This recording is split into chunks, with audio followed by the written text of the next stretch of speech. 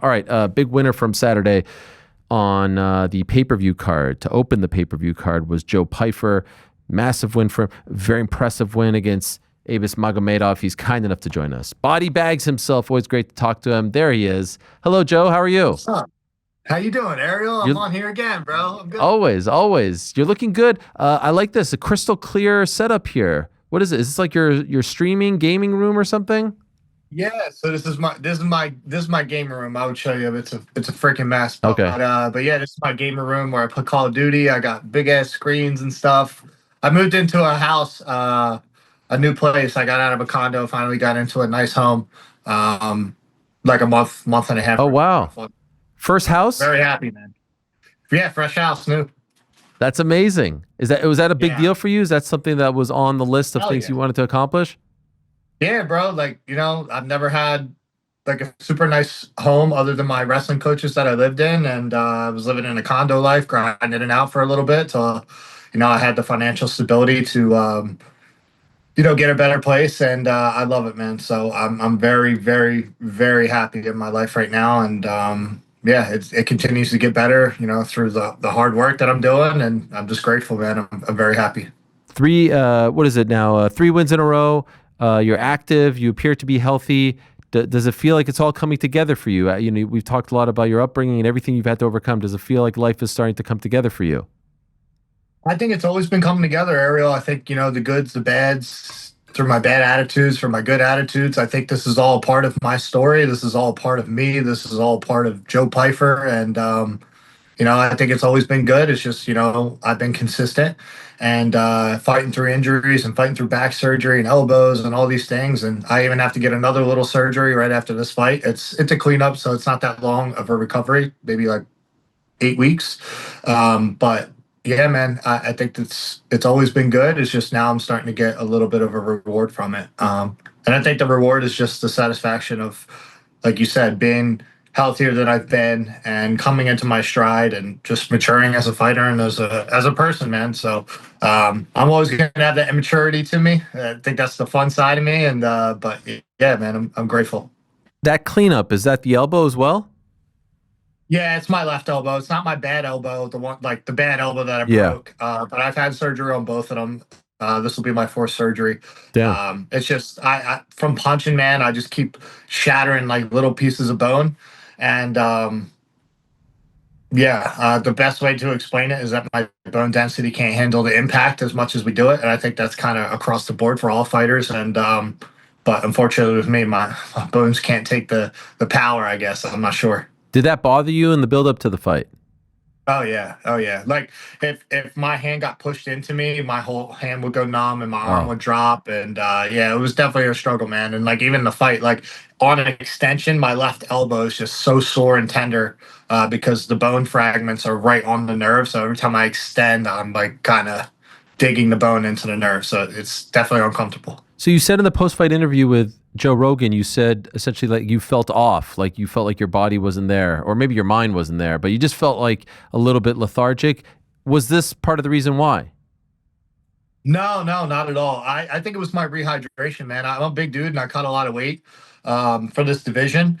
And I hydrated well, but I think it was I don't know if it was too many carbs. I don't know if I was following the UFC, like nutritionist. I work with my guy Glenn over there a lot. Um, don't get me wrong, I felt good. Like I felt so prepared mentally and I felt so prepared physically going into the fight. It's just sometimes you don't hydrate the best and it is what it is. It's hard, when you're not able to have any aids. Like it's not like we can IV, it's not like we can do anything to really help. You have to consume a lot of food and I think it just made me tired, man. I maybe had like a sugar spike. I don't know, because in the back I was just like ready to sleep. I felt like Wow. my body, like no music got me excited. I couldn't like slap myself and get in the game type thing. Like I was like, what the fuck is going on? Has So, that ever happened? um, yeah, it happened against Abdul Hassan. Okay. Um, but like this fight, I was super nervous. Hassan, I was super nervous, but that's never what stops me. You know what I mean? That's normal. I care about the sport. I care about winning, and I think that's just a natural thing. It happens sometimes.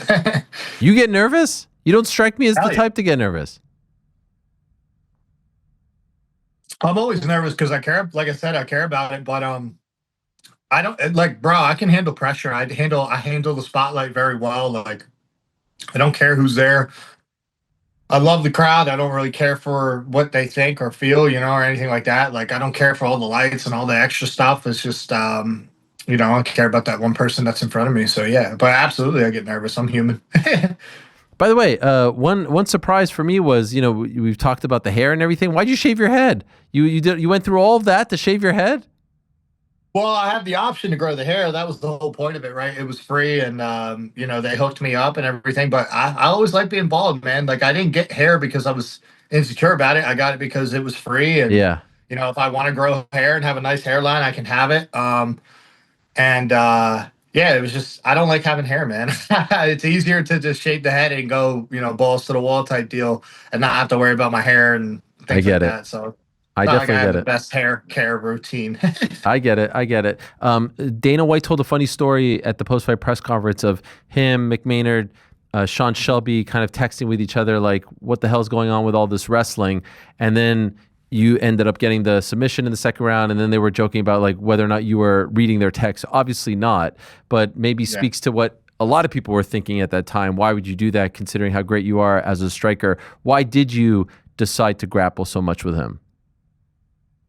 So my coach told me, like John Marquez told me right before. First of all, I have really good wrestling. I don't want to say really good, but I have good wrestling, and I'm not a Khamzat Shemaev, but my style works for me, and I'm a strong dude, and we knew he would slow down at some point. So the game plan wasn't to wrestle that heavy, but it was like, hey, if you feel uncomfortable, which I felt uncomfortable with the kicks early, then we're going to tie him up and we're going to make him work. And it is what it is. He did a very good job of hooking my leg that I didn't even know he had hooked. I didn't even feel it.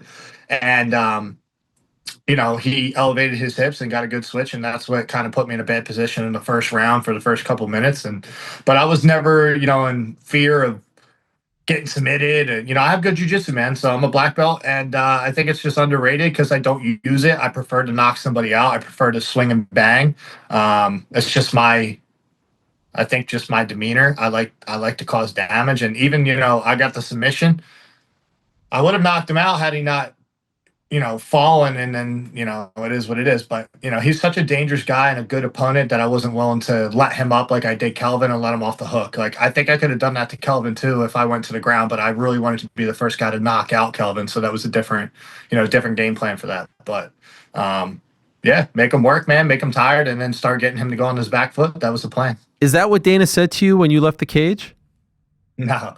So, little backstory. I was supposed to fight. I got offered a boost before I fought Kelvin, and I said no because he was behind me in the rankings, and I want to go forward. You know what I mean? I was out for a while. I had the back surgery and everything like that, but I was like, look, man, I was like, that's a good fight for me to get any closer to the top 15.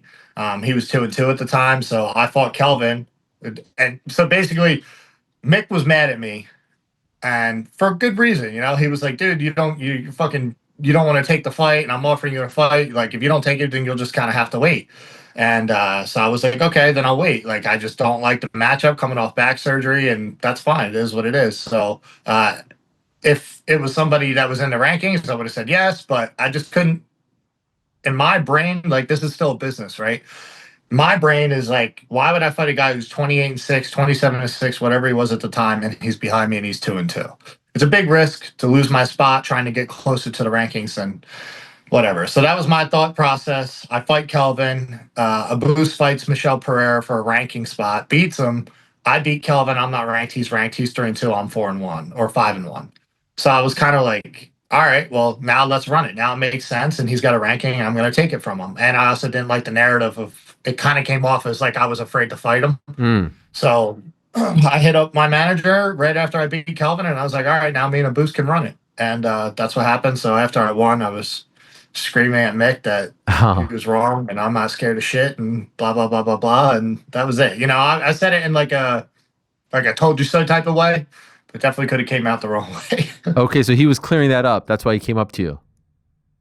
He was just saying, yeah, Dana had no idea that that's how I felt about it. Okay. And he thought I literally, like, he was like, did you like I thought you were reading our text, but then Mick told him the deal and whatnot. So Yeah, yeah, I yeah. was kind of butthurt towards Mick because I don't like people thinking that I'm, fucking scared of Of anybody. course. I'm not. Have you cleared that up with Mick? Oh yeah, he called my manager multiple times. Like my manager told him, what my position was on it and why, I said what I said, and you know, I was never really that mad about it. It's just, obviously it bothered me a little bit, because again, I'm not afraid of anybody, and if it makes sense, I'll fight anybody. I saw you say afterwards that Paulo Costa is a dream fight for you, but maybe a Vittori or Cannonier next. Why not Costa next? You're on a roll. He's back on track. I think that fight makes a lot of sense. You don't think they'll go in that direction? So it's not that I don't think they'll go in that direction. I'm not willing to take that fight, because I think Paul Costa's so inactive. Mm. And he's got a lot going on where it seems like he's in a fight, in a fight, in a fight, and then he's only fought like once in the last 2 years, or twice in the last 2 years, or whatever it has been. So I don't really think it does much for me. But I think, fighting a guy like Marvin Vittori, Jared Cannonier, Roman Dolite, these guys are active, these guys are hungry, these guys are fighting. I think that makes a lot of sense for me, and those are fights that I'm motivated for. I think after I would beat one of those, then Apollo Costa would kind of make sense. Okay. Do you feel like you're starting to get closer to where you need to be? Like, how far away do you think you are from those top dogs at 185?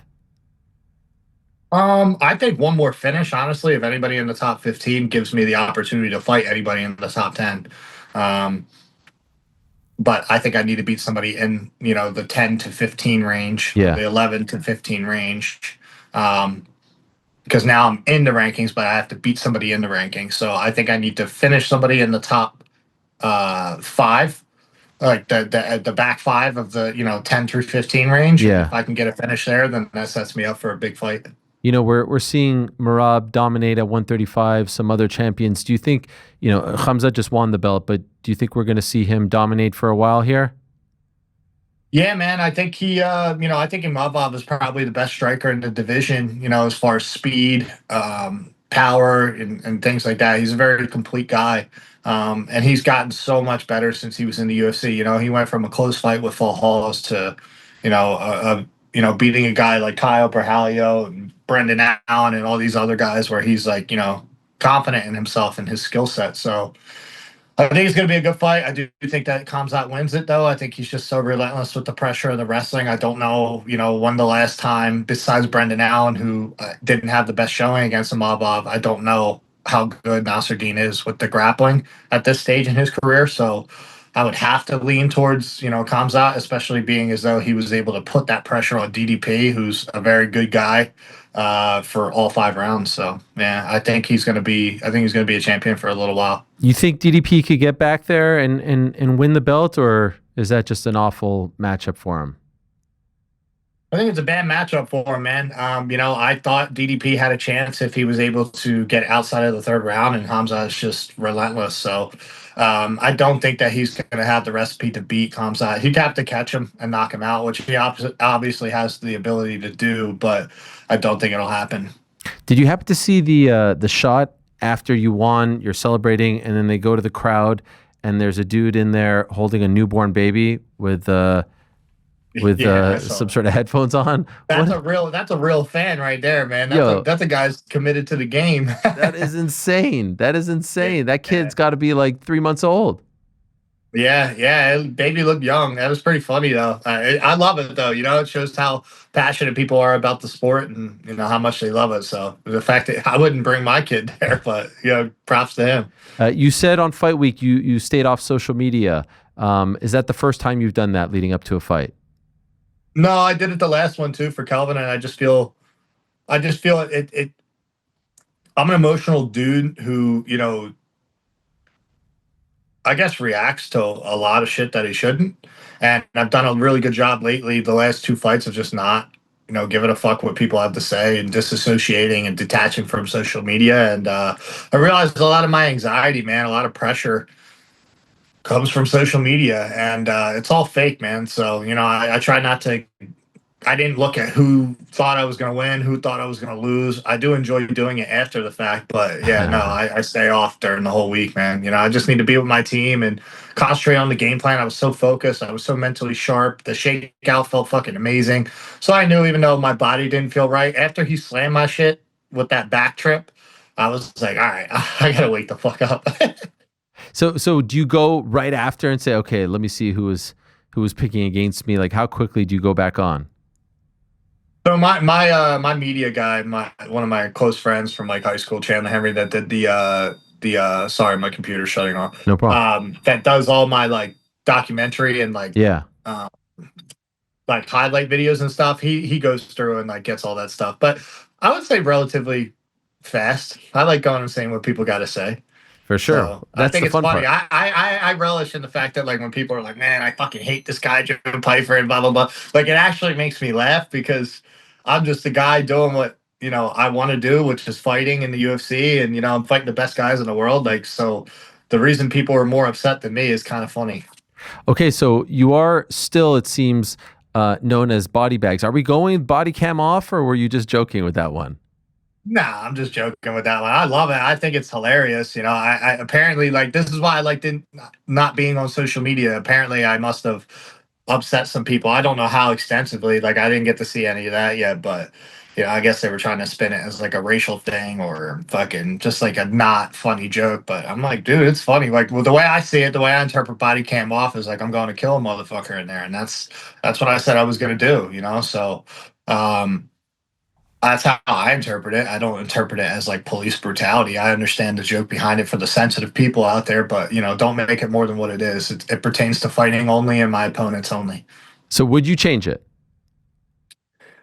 Shit, man, if it became big enough, hell yeah. But I'm if it was like a superstar type thing, but I'm definitely not that level.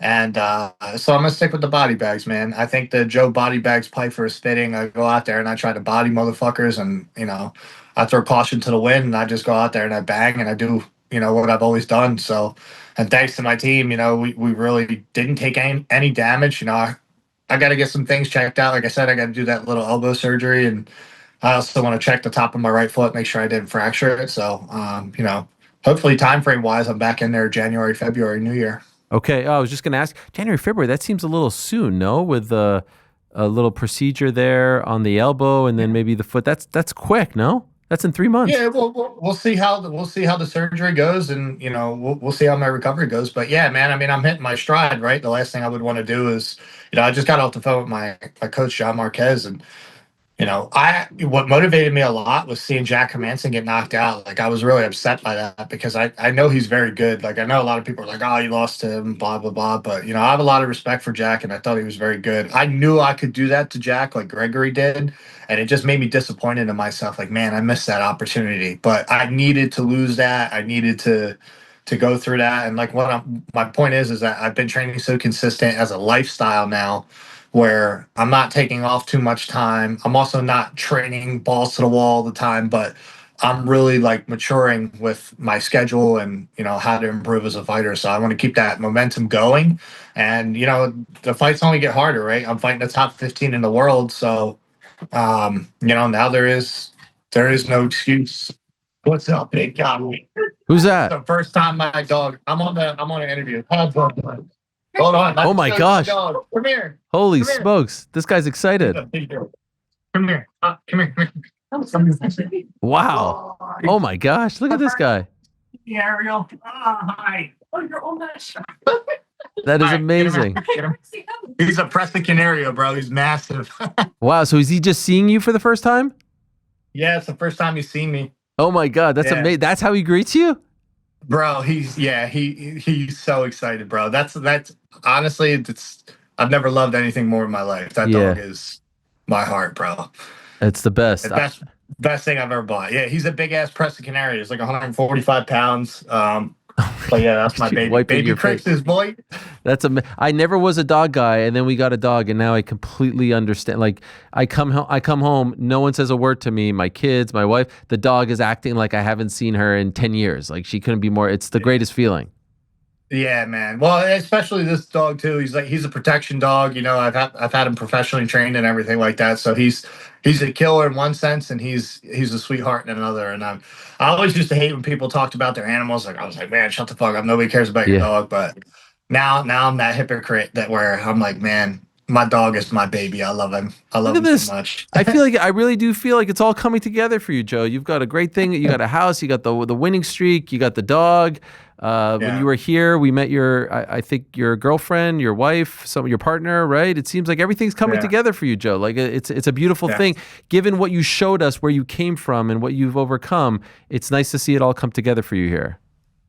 Yeah, man. You know, I think it's the people I'm surrounded by, right? You know, they've all helped me stay accountable and responsible, and my coach just grinded my ass so much about being in the gym, and you know, even if I'm not training, just being in the gym and loving this, because if you don't, you know, you don't love it, and you're doing this, this is how you get hurt, and this is how you get disappointed, and we only have so much time to make the memories, man. And I think that's what's helping me perform, is that I'm grateful for the opportunity. I'm grateful for the memories, and you know, still while you know being myself, and you know, not being a fake character, and saying some off the wall shit sometimes, and having a good time while doing it. So it is coming together. It's always been coming together. It's just, you know, I'm getting older, and Yeah.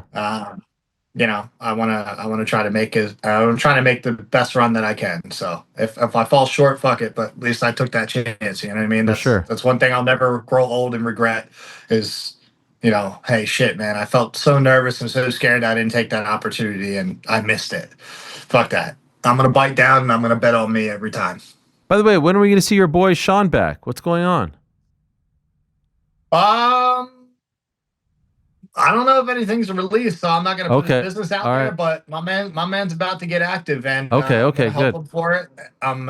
You know, that's I want to get this procedure done and help him as much as I can. And Sean's a dog, man. So, and I'm excited for all the guys on my team too, man. You know, we got a lot of up and coming guys, man. Our team's been hot. We've been out here cooking, and you know, getting some good wins. And but yeah, Sean will be back very very soon, sooner than you think. I think. I just Okay. don't know if it's released All yet, right, but all I right. can't We'll leave it say at that. so. We'll leave it at that. We'll leave it at that. Yeah. I know you flew in this morning, so I appreciate you doing this very much. Welcome back. Congrats on the win, and congrats on everything. And looking forward to the next one. Thank you, Joe. Go, baby. All them motherfuckers that said I wouldn't be here. What's up? Yeah, love it. Thank you, Joe. All the best to you. There he is, Joe Pyfer. A little Diaz in him in that final sign off there. That dog is gigantic. Well done, Joe Pyfer. Thanks for watching this video. Before you go, if you haven't already, hit that subscribe button for us. Also, give us a thumbs up, leave a nice comment. These things go a long way. And while you're here, do check out the rest of the channel. We've got live shows and full interviews, clips, and a whole lot more. We're doing big things here, and we appreciate your support very much.